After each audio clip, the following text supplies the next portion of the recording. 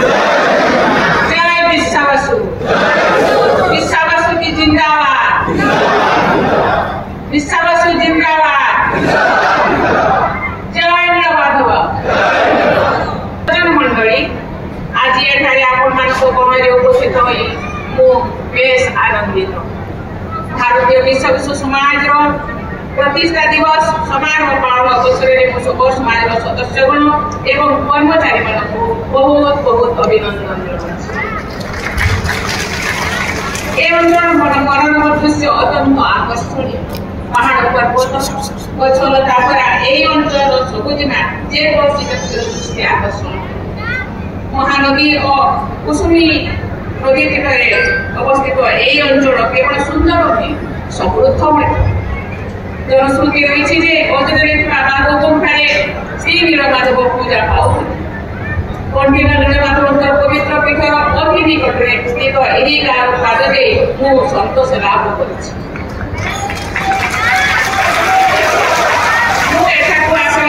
प्रभु नीलमाधव दर्शन करने सौभाग्य लाभ कली नीलमाधव मंदिर परिदर्शन करूली मन मन खोजुली कहीं कौटी विश्वासूत्र प्रयाग ये उपस्थित अच्छा कि कहीं विश्वासूत्रे नीलमाधव जगन्नाथ प्रतिमूर्ति प्रति प्रथम पूजक मु भावुली वंशधर यही नीलमाधव पूजक बदले गोटे दीटा थे किंतु मुझे देखा पाइली ना प्रभु नीलमाधव निकट में देशवासी को सुख समृद्धि प्रार्थना कर अंचल अत्यंत पवित्र कारण यह महाप्रभु जगन्नाथ आदि पीठ बोली कहुए अंचल अन्य एक गुरुत्व रही स्कूल पाठ पढ़ी पढ़ला बेले खंडपड़ा ना शुणी खंडपड़ा हूँ विशिष्ट ज्योतिर्विज्ञान सामंत चंद्रशेखर जन्मस्थान सिद्धांत दर्पण ज्योतिर्विज्ञान क्षेत्र में एक अमूल्य ग्रंथ पठाणी सामंत भाव में से ओडिशार घरे घरे परिचित यही प्रसंग में कविवर राधानाथ रायकर कविता मोर मने पड़ू से लिखिं सिद्धांत दर्पण देव नहीं क्षय नर दिखे तुम जावत हृदय सजन मंडली किंवदंती कहे यही कालियापल्ली सबल राजा विश्व सुंदर वासस्थल मुझे से जाइली बासस्थली चिन्ह वर्ग ना केवल जपरी कहुए कर्पूर उड़ी जाए कोरा खंडक पड़ी रही एक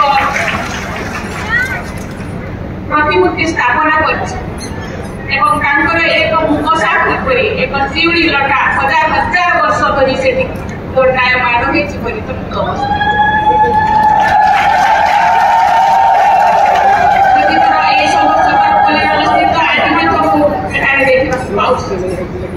विश्वासु जगन्नाथ नीलमाधव पूजा करते तेणु यही जगन्नाथ आदिपीठ और विश्वासु महाप्रभुर आदि सेवक सब समाज समेत आदिवासी मैंने पृथ्वी को देवता भाव में पूजा करते तेणु जगन्नाथ को दारुब्रह्म कहुए आम जदि पूरा पृथ्वी बुली आसवा केवल जगन्नाथ ही दारुब्रह्म पंचतत्व मनुष्य जपरी तैयारी दारुब्रह्म जगन्नाथ पंचतत्व इत्यादि से काष्टर मूर्ति जगन्नाथ दारू पूजित उत्खंड पंडित गोपबंधु दास भाषा भारत प्रतिपक्ष कल्पवट भारत प्रतिपक्ष कल्पवट प्रभु जगन्नाथ सर्वत्र कृतृत्व राज्य रही तेणु जगन्नाथ चारि आमरे रही चारिपटे रही घरे घरे रही गाँ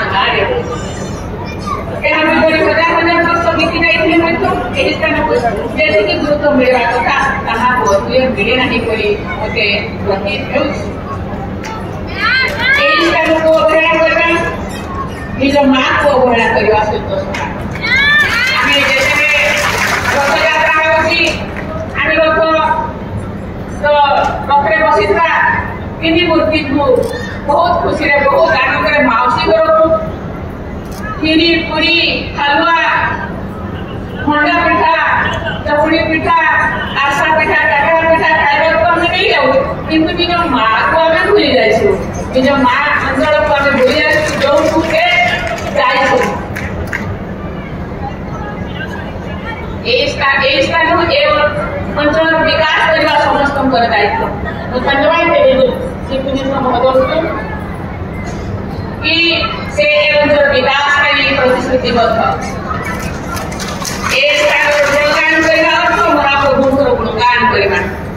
ଏହା ମଧ୍ୟ ଆଦିସେବକ ବିଶ୍ୱାବସୁ ଏବଂ ଆଦିସେବକ ସମାଜ ସବର ସମ୍ପ୍ରଦାୟକୁ ଦେବ ଶ୍ରେଷ୍ଠ ସମ୍ମାନ। ମୁଁ ଜାଣି ଖୁସି ହେଲି ଯେ এই କାଳିଆପଲ୍ଲୀର ଅବସ୍ଥିତ ବିଶ୍ୱାବସୁ ପୀଠର ସବର ଭାଇ ଭଉଣୀମାନେ ପାରମ୍ପରିକ ରୀତିନୀତିରେ ପୂଜା ଅର୍ଚ୍ଚନା ବର୍ତ୍ତମାନ ମଧ୍ୟ କରୁଛନ୍ତି। ହଜାର ହଜାର ବର୍ଷର ଏହି ପରମ୍ପରା ମୁଁ ସବର ସମାଜର ଭାଇ ଭଉଣୀମାନଙ୍କୁ ବହୁତ ସାଧୁବାଦ ଜଣାଉଛି। ସବର ଭାଇ ଭଉଣୀମାନେ ମଧ୍ୟ এই ଅଞ୍ଚଳ ଗାଁ ଗାଁରେ ଗହ୍ମା ପୂର୍ଣ୍ଣିମା ପାଳନ କରୁଛନ୍ତି।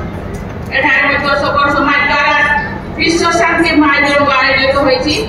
ଆଜି ମହାଯଜ୍ଞରେ ମୁଁ ମଧ୍ୟ ଟିକେ ଗୀତ ଗାଇବା ସମର୍ପଣ କରିବା ମୁଁ ଅବକାଶ ପାଇଲି, ସୁବିଧା ପାଇଲି। ମୁଁ ନିଜକୁ ଧନ୍ୟ ମନେ କଲି। କିନ୍ତୁ ଯାହା ଯୋଉଠି ଯଜ୍ଞ ହେଉଥିଲା ତାକୁ ଦେଖିଲେ ଲାଗିବ ଇଏ ସତରେ କଣ ଇଏ ବିଶ୍ୱାବସୁଙ୍କର ବଂଶଧର, ସତରେ କଣ ବିଶ୍ୱାବସୀ ଯେ ଜଗନ୍ନାଥଙ୍କର ପ୍ରଥମ ପୂଜକ ତାଙ୍କର ଏ ଯଜ୍ଞସ୍ଥଳୀ। ତେଣୁ ସେଥିପ୍ରତି ମଧ୍ୟ ଧ୍ୟାନ ଦେବାକୁ ଆମକୁ ସମସ୍ତଙ୍କୁ ପଡିବ। ବଂଶଧର ସତରେ କଣ ବିଶ୍ୱାବସୀ ଯେ ଜଗନ୍ନାଥଙ୍କର ପ୍ରଥମ ପୂଜକ ତାଙ୍କର ଏ ଯଜ୍ଞସ୍ଥଳୀ। ତେଣୁ ସେଥିପ୍ରତି ମଧ୍ୟ ଧ୍ୟାନ ଦେବାକୁ ଆମକୁ ସମସ୍ତଙ୍କୁ ପଡିବ। ଏହି ଓଡ଼ିଶା ତଥା ଭାରତର ସାମାଜିକ ସମନ୍ୱୟର ଏ ନିଦର୍ଶନ। ବୃନ୍ଦ ଏ ମାତ୍ର ପ୍ରାକୃତିକ ସଭାରେ ସାଙ୍ଗକ ଏଠାରେ ଲୋକକଥା ଆଉ କିମ୍ବଦନ୍ତୀ କାଳିଆପଲ୍ଲୀର ଗୁରୁତ୍ୱକୁ ବହୁଗୁଣିତ କରିଛି। ଅନେକ ସମୟରେ କିମ୍ବଦନ୍ତୀ ଇତିହାସର ଶୂନ୍ୟ ସ୍ଥାନକୁ ପୂରଣ କରିଛି। ଶ୍ରୀ ନୀଳମାଧବଙ୍କର କାହାଣୀ ଏ କଥାର ଏକ ବଳିଷ୍ଠ ଉଦାହରଣ। এই কাহিনীর সবর রাজা বিশ্ববসু, সবর কন্যা ললিতা, মহারাজা ইন্দ্রদ্যুম্ন, মন্ত্রী বিদ্যাপতি আদি চিত্র মানে আজ বি আম সমাজের সমাজে জীবন্ত হয়ে রয়েছে, আম মনে জীবন্ত হয়ে রয়েছে। আজ হুয়েত ললিতা মাধ্যম হয়ে গিয়েছিলে জগন্নাথঙ্কর চলন্তি প্রতিমা বোধ অধুরা হয়ে রয়েছে। ললিতা ও বিদ্যাপতিଙ୍କ ବିବାହ ସୂଚାଇ ଦେଉଛି ଯେ ସୁଦୂର ଅତୀତରୁ ଏ ଭାରତ ଭୂମିର ଆଦିବାସୀ ଓ ଅଣ ଆଦିବାସୀ ସମ୍ପ୍ରଦାୟ ମଧ୍ୟରେ ସାମାଜିକ ବନ୍ଧନ ରହିଆସିଛି। ଏ ପ୍ରକାର ସମନ୍ୱୟ ଭାବ ଭାରତୀୟ ସଂସ୍କୃତିକୁ ସାରା ବିଶ୍ୱରେ ଏକ ଅନନ୍ୟ ପରିଚୟ ଦେଇଛି। ବିଶ୍ୱାସ ରହିଛି ଯେ ଲଳିତାଙ୍କ ବଂଶଧରମାନେ ପରବର୍ତ୍ତୀ କାଳରେ ଶ୍ରୀଜଗନ୍ନାଥ ତାଙ୍କର ଦଇତା ସେବକ ହୋଇ ରହିଛନ୍ତି। ଆଜି ମଧ୍ୟ ଜଗନ୍ନାଥ ମନ୍ଦିରରେ ପୂଜା ଅର୍ଚ୍ଚନା କରୁଛନ୍ତି। ଏହି ପୀଠ ମହାପ୍ରଭୁ ଜଗନ୍ନାଥଙ୍କର ଏକ ଆଧ୍ୟାତ୍ମିକ ଭାବାବେଗ ସହିତ ଜଡ଼ିତ ହୋଇଥିବାରୁ ଏବଂ ଏଠାରେ ପ୍ରକୃତି ତାହାର ସମସ୍ତ ସୌନ୍ଦର୍ଯ୍ୟ ଅଜାଣି ଦେଇଥିବାରୁ ଏହା ଏକ ଲୋକପ୍ରିୟ ପର୍ଯ୍ୟଟନ କ୍ଷେତ୍ରରେ ସମ୍ଭାବନା ବହନ କରୁଛି। ତେଣୁ ଏହାକୁ ମଧ୍ୟ ଆମେ ତାହାକୁ ପୁନରୁଦ୍ଧାର କରି ତାହାକୁ ଏକ ପର୍ଯ୍ୟଟନ କ୍ଷେତ୍ର ଭାବରେ ଆମେ ପରିବର୍ତ୍ତନ କରିପାରିବା ଏବଂ ଆଗାମୀ ଦିନରେ ଏହାର ପୁନରୁଦ୍ଧାର କରି ଏ ଅଞ୍ଚଳକୁ ଆମେ ବିକଶିତ କରିପାରିବା। ଏ ଅଞ୍ଚଳ କୃଷିଭାବେ ବିକାଶ ହେଲେ ଏଠାକୁ ବହୁ ସଂଖ୍ୟକ ପର୍ଯ୍ୟଟକ, ତୀର୍ଥଯାତ୍ରୀ ଏବଂ ଆଧ୍ୟାତ୍ମିକ ପ୍ରେମୀ ଲୋକ ଆସିବେ ବୋଲି ମୋର ବିଶ୍ୱାସ ଏବଂ ଏହାଦ୍ୱାରା ସ୍ଥାନୀୟ ଅଧିବାସୀଙ୍କର ଆର୍ଥିକ ବିକାଶ ମଧ୍ୟ ସାଧିତ ହେବ, ଆଦିପୀଠର ଗୁରୁତ୍ୱ ବୃଦ୍ଧି ପାଇବ ଏବଂ ସବର ସମାଜର ଗୌରବ ମଧ୍ୟ ବଢ଼ିବ। ଗତ ବର୍ଷ ଏହି ଅଞ୍ଚଳର ପଣ୍ଟି ମୁଣ୍ଡି ବାଇଗଣକୁ ତିଆରି କରିବା ଆମ ସମସ୍ତଙ୍କ ପାଇଁ ଗୋଟିଏ ଖବର। ଏହାର ଶ୍ରେୟ ଆପଣମାନଙ୍କର। ସେହିପରି କଂସା ପିତଳ ଶାଗ ପାଇଁ କଣ୍ଟିଲ ପ୍ରସିଦ୍ଧ ଲାଭ କରିଛି। ଓଡ଼ିଶାର ଯେଉଁ ମିଷ୍ଟାନ୍ନ ଭାରତ ପ୍ରସିଦ୍ଧ ତାହା ଆପଣଙ୍କ ଜିଲ୍ଲାରେ ସ୍ୱାଦିଷ୍ଟ ଛେନାପୋଡ଼। ଛେନାପୋଡ଼ କହିଲେ ଓଡ଼ିଶାକୁ ବୁଝାଏ, କଣ୍ଟିଲକୁ ବୁଝାଏ। ଆପଣମାନେ ଏଇଭଳି ଅମୂଲ୍ୟ ସମ୍ପଦ ଗୁଡ଼ିକ ଅଧିକରୁ ଅଧିକ ଲୋକଲୋଚନକୁ ଆଣିବାର ପ୍ରୟାସ କରି ରହିଛନ୍ତି। କୃଷି, ହସ୍ତଶିଳ୍ପୀ, ପର୍ଯ୍ୟଟନ ଆଦି ବିଭିନ୍ନ କ୍ଷେତ୍ରରେ ନୟାଗଡ଼ ଜିଲ୍ଲାର ସାମର୍ଥ୍ୟକୁ ରୂପ ଦେବା ପାଇଁ ଆପଣମାନେ ଆଗେଇ ଆସନ୍ତୁ।